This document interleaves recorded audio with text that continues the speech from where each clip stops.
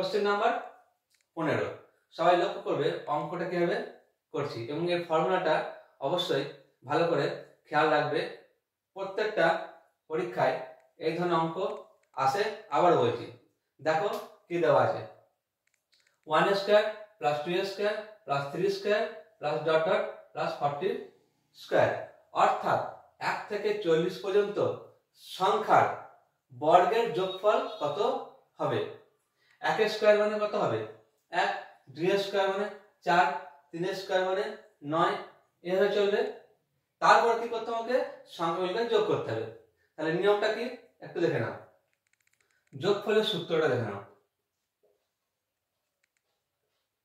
যোগফলের সূত্রটা হচ্ছে দেখো n into n plus 1 into 2n plus 1 by 6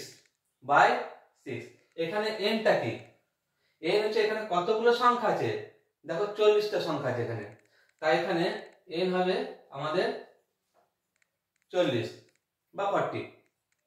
n এর জায়গায় এবার আমাদের 40 বসাও, তাহলে 40 into 40 plus 1 2 into 40 plus 1 by 6, ঠিক আছে। 40 ইনটু 41 ইনটু এখানে আমাদের ইনটু করো 2 ইনটু 40 80 আর 81 বাই 6। এবার সিম্পলিফাই করো আমাদের 3 দিয়ে, 3 ইনটু 27 মানে 81 হয়, আর 3 দিয়ে 2 6 হয়, আবার 2 20 মানে 40। তাহলে কি কি পড়তে হলো আমাদের 20 ইনটু 41 ইনটু 27, তাই তো। আমরা কত হবো এখানে 22,140 অর্থাৎ 22,140।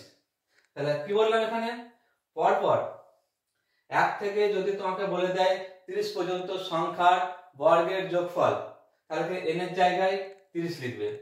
ফর্মুলাটা ভালো করে মনে রাখবে। আবার বলছি n into n plus 1 into 2n plus 1 by 6, ঠিক আছে।